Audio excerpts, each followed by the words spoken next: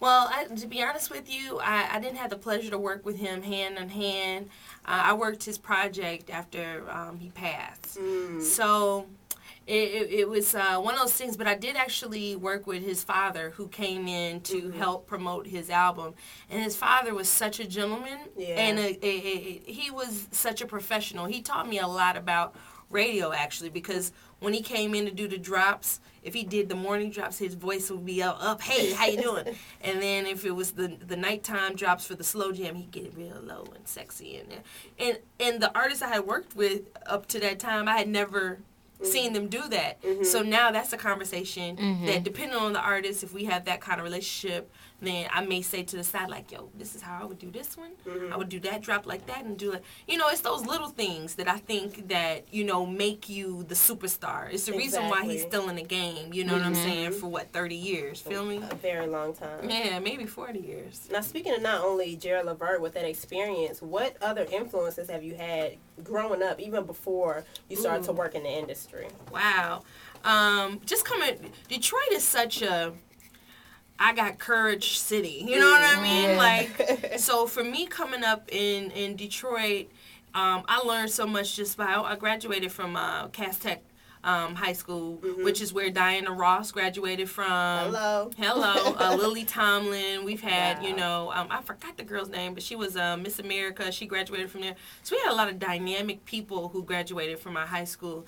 And I remember being in the class with some of the dopest girls ever. Like, they were fly, they dressed fly, they talked fly, and their courage was on 110. I mean, like, it goes beyond swag. Like, it was in them. It was innate, Yeah. And I was always inspired to just, be yourself, to believe in yourself. And, exactly. You know what I'm saying? So coming from Detroit, Detroit people, when I go out of town, like if I go to an event, I can always tell if it's some Detroit people that are there. Because it's just a certain attitude that we possess. You know what I mean? And sometimes it gets us in trouble. But it's in you. It's in you.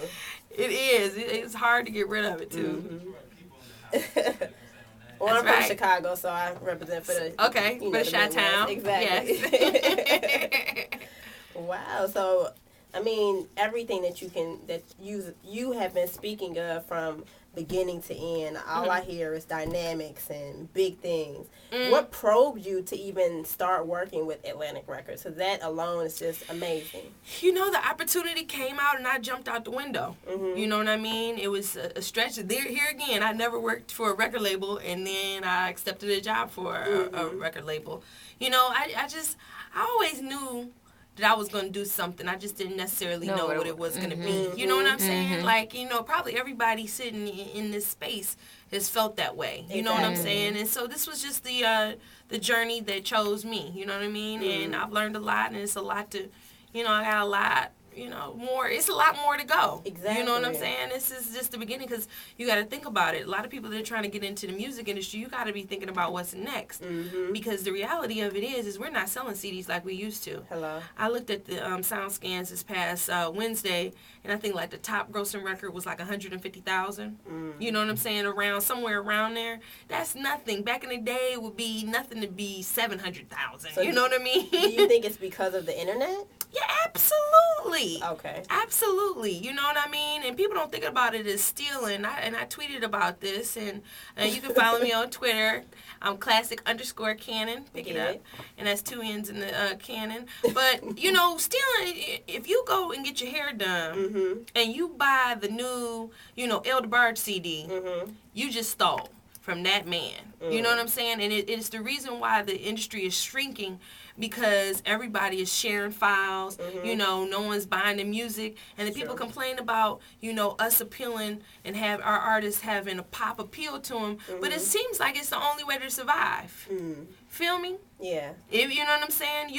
The people that sell the most album appeal to the masses, and regardless if it's real or not, people got to put food on the table. This is a business. That's why, you know what I'm saying? This is not the music fun camp. Say it again. It's the music business. Okay. Atlantic got to pay me to get up and, I go to sleep thinking about my artist projects. You know what I'm saying? Like, I'm in it to win it. You have to. Go hard or go home. Go hard or go home. All right. Well, we only got about less than 7 minutes left of the broadcast. So, I mean, I just want to first say, Ken and Ken, congratulations, much success to you. Thank have you. many accolades from, you started off doing radio, majoring in mass communications over at CLU, to joining the Hype Squad morning show, to, winning so many awards, including rolling out to Atlanta most influential 2009, and then went on to work in promotional campaigns for a lot of big name artists that we are still listening to right now. Mm-hmm. Before we let you go, is there any advice, any tips or information that you want to give to the people out there, especially aspiring artists that are looking to get into this industry? Any advice that you want to give to them? Yeah, man.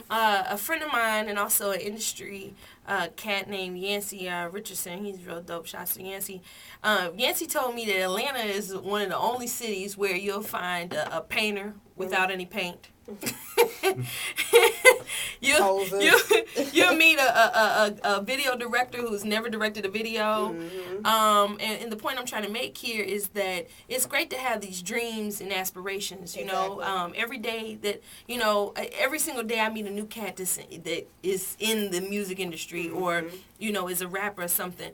Before you start making those claims, there's nothing wrong with speaking things into existence. Get the experience. That is the key. That is when you are on the path. And even if you got to start off doing it for free, you know what I'm saying? Free will turn into something if you're good enough, because the value that you bring to the company will be worth their money. They've already allocated funds for a manager or a lighting specialist or a stylist. They already said that this year we're going to spend 50, 60, 70,000 on that. Now it's your time to go get that, right? Exactly. And how do you get there? You got to start off small and learn the ropes, and then be better than yourself. You know what I'm saying? So that's what I want to say. Get the experience before you proclaim to be, something. If you're a painter, then you need to have some paint. Exactly. Back it up. Oh, sorry. I was going to say, Ms. Kenny, we got to bring you back on into our regularly scheduled format. Exactly. And when we have this segment called I Remember When. And we talk about all of the good old stuff of how certain things used to be back in the day before, the century that we're in right now. Yeah. And we just want to get your input Yeah. on how it was back in the day compared to right now. We got to catch up with her first, though, because she on the move. Yeah, it's going to be crazy. We really appreciate it so much, Ms. Kenny Kent, for stopping by and being our guest for the evening by doing the Deep Break Radio Show. Come through anytime. We would love to have Thank you. you. Success to you in your career, and may God bless you in your future endeavors. And many fulfillments, many. Yeah, God bless you all, too. Thank you for having me. The one thing I have to share with you all, from the moment I've met this woman, I've ran into her a couple of times at V103's Car and Bike Show and just different events for artists that she works for or works under, or that work under her. I work for them. Okay. There we go. She just has a very gracious spirit, always smiling. And I look at her and it's just like, full of joy. And just to hear everything that you've been saying in this interview is so inspiring. And I really want to thank you from the bottom of my heart, because this interview here is the biggest goal for me. And I have it. So I just truly want to say thank you. Thank you. You're welcome. Now, everybody go pre-order Lupe Fiasco's album, Lasers. Please. Pick it up. I got first deal. It's going to be dope. I meant to play his new record, but I'm going to say that to next Thursday. Okay, the show goes on. That's an Yes. awesome record. Not the show goes on. Oh, which one? Words? Y'all, Okay. words I never said? Wow. Woo! Shout out to DJ 360 for putting it down. And that mix, Yeah. that was hot, It was DJ. fun. It was fun. The ones and twos is still smoking. Ow. And everything else. You know what? I got an idea, and I'm going to share that with you off the air. All right. I like that. I think. Right, I think they gave everybody a little inspiration. Yeah.